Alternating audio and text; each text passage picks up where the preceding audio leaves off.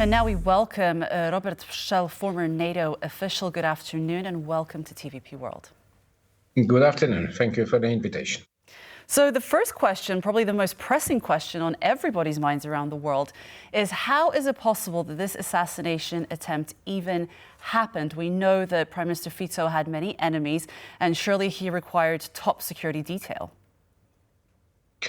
Well, I mean, one at times like this, of course, really the thoughts of every civilized person should be with Mr. Fico and wishing him a speedy recovery. But of course, at the same time, because this is unprecedented security failure de facto. So I think there's lots of experts in this field who already pointed out that there was just not enough close protection offered. Perhaps there were some risks taken. I mean, the problem is, of course, that the most difficult challenges in this kind of domain are those that seem to be somewhat improvised. I mean, there's already some evidence that the same person who actually committed this crime was present some few days ago in a sort of similar event. And in Slovakia itself, there is unfortunately a certain, I wouldn't say tradition, but various pretty terrible things have happened. I mean, there was assassination of a well-known investigative journalist and his partner, and there was, I think, 2 years ago, there was the fact that somebody who turned out to be de facto a terrorist, who planned to actually attack a prime minister of that time, a different person, and then because he could not perpetrate his act, he went on and actually murdered a lot of people in a club. So this is additional problem because it's, as has been mentioned in reports, like it's a very polarized country with some very high emotions. Some of them actually instigated by the people in power.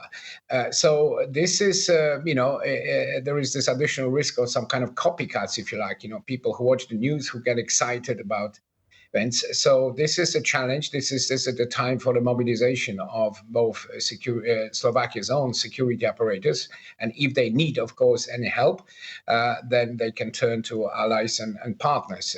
But at the moment, there doesn't seem to be any kind of obvious international link to this crime.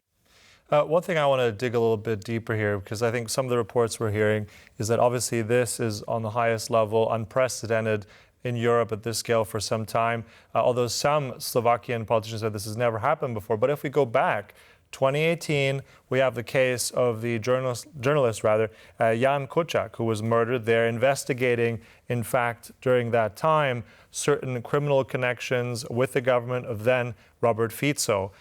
So just going that a little bit, what does this say about the wider implications of political violence in Slovakia and potentially in the region?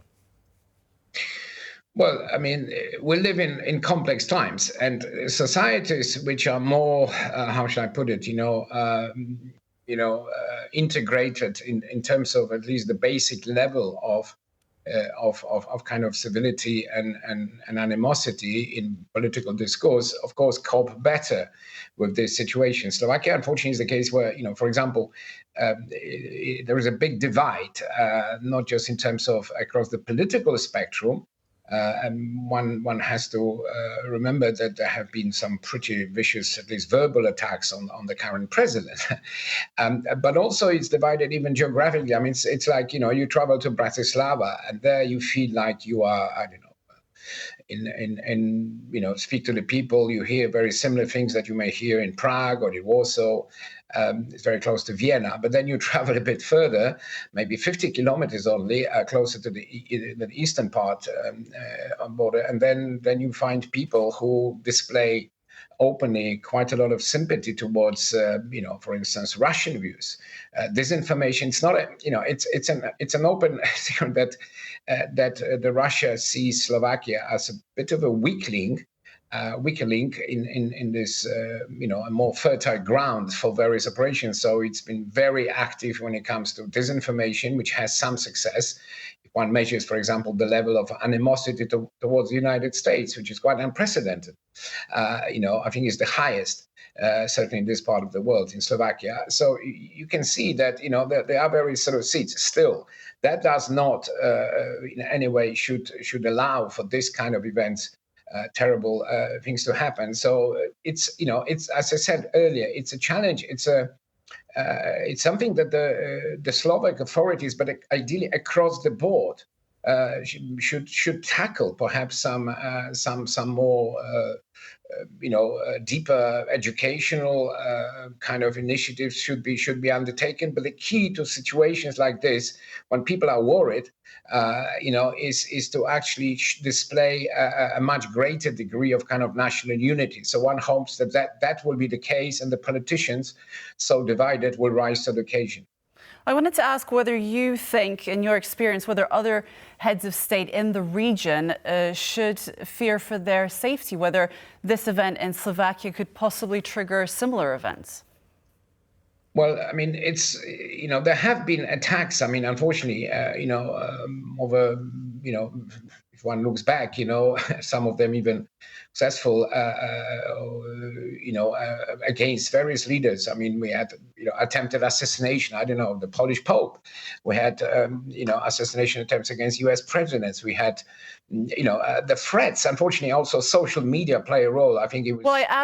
Well, I asked this question because there have been increasing populist tendencies across Europe where, in the run-up to the parliamentary elections in the EU, and obviously there are conflicting, tendencies. Obviously there are concerns about these populist, shall we say, the overall populist mood that seems to be growing in several countries. And I just wonder whether, what has happened in Slovakia might trigger similar events. Well, let's hope not. But I mentioned myself. I mean, there is this, on top of, if you like, politics, and various events, public events, which kind of, stir up emotions. They bring out sometimes the worst in people.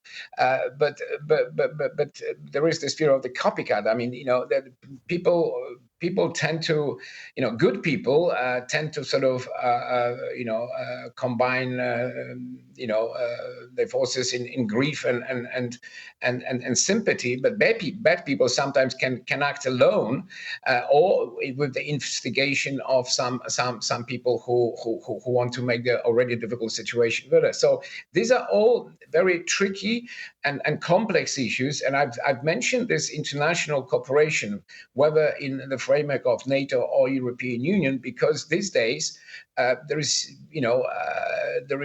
a potential, and it's proof of this. For example, disinformation campaigns are run from foreign countries. There are individuals who infiltrate, and engage, for example, in acts of sabotage. There are people who instigate this sort of hatred. So this requires much, and Slovakia is a small country. So I think this requires an even greater degree of synergy between efforts. And I'm sure that in view of the current security threat in Slovakia itself, there is a much heavier exchange of intelligence or any kind of information that can be useful in order to prevent any sort of further events of this kind, whether in Slovakia or in other countries. And we've seen, for instance, Prime Minister Tusk actually publicly mentioning, the sort of threats he receives, and I'm sure that's the case with other politicians. This is the world we live in, and steps need to be taken, and appropriate services have to be very vigilant. Indeed, vigilance, and I think you mirrored there some of those questions. We also asked a guest earlier, a Slovakian MEP, about very much as disinformation campaigns, looking at the root of the problem, which is going to, I think, very much be in focus now, not just in Slovakia, but as you said, NATO, on a European level. So very, very difficult and trying times ahead to make sense of all of this and make it better. Look, we'll have to conclude it there. Always a pleasure. Robert Pszczel, former NATO official, appreciate your time. Thank you.